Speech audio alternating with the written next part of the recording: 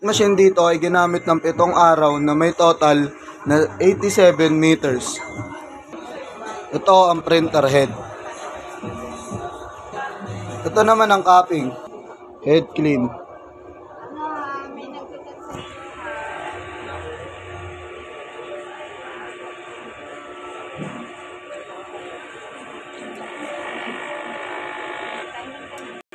Punasan ng wiper pagkatapos mag-head clean.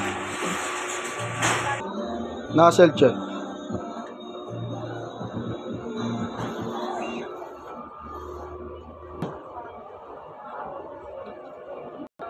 Wala kaming in-house order, wala rin kaming brush fulfillment para ngayong week. Ang ink system ay tama lang. Ang waste tank ay nalinis kahapon.